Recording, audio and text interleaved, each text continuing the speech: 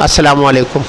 اسلم خان فاروقی آج مذہبی اسکالر علامہ عبدالخالق فریدی صاحب سے پاس ہیں ہم یہاں پاک کالونی میں، اور ہم جانتے ہیں یوم پاکستان ہے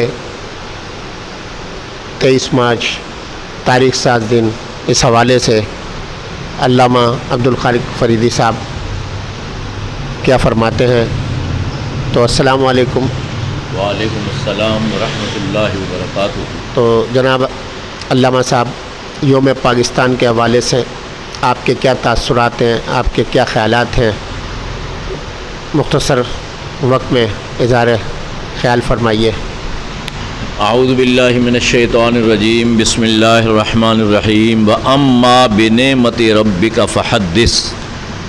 میں یہ سمجھتا ہوں کہ بر صغیر کے مسلمانوں کے لیے قرارداد پاکستان کے منظور ہونے کا دن، یعنی 23 مارچ 1940 کا دن، ایک بڑی سعادت کی، اچھائی کی، کامیابی کی، ولولوں کی، جوانی کی، تنتنوں کے عروج کا دن لے کر آیا ہے، اس لیے کہ اس دن قرارداد پاکستان منظور ہوئی تھی اور بر صغیر کے مسلمانوں کو یہ خوشخبری مل گئی تھی کہ بہت جلد ہندو کے تسلط سے اور انگریز کے تسلط سے انہوں نے آزاد ہو جانا ہے۔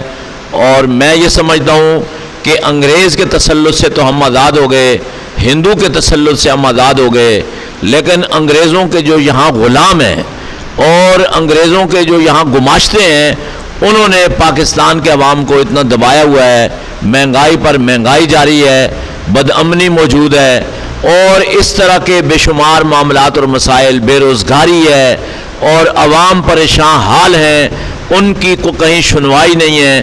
اسٹیبلشمنٹ جو ہے اس نے بھی ایک یعنی طاقت کا روپ دھارا ہوا ہے، لہذا اس وقت ضرورت یہ ہے کہ پاکستان کے عوام جاگ جائیں، مل جائیں، اکٹھے ہو جائیں، میدان میں اتر جائیں، اور یہ جو ظالم حکمران ہیں ان کا خاتمہ کر دیں، جو ظالم اسٹیبلشمنٹ ہے اس سے نجات حاصل کر لیں۔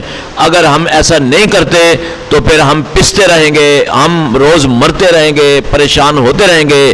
اللہ سے بھی میری دعا ہے کہ اللہ پاکستان کو ایسے حکمران عطا فرمائے جو حکمران پاکستان کے خیرخواہ ہوں، جو عوام کے خیرخواہ ہوں، جو عوام کو سہولتیں دینے والے ہوں۔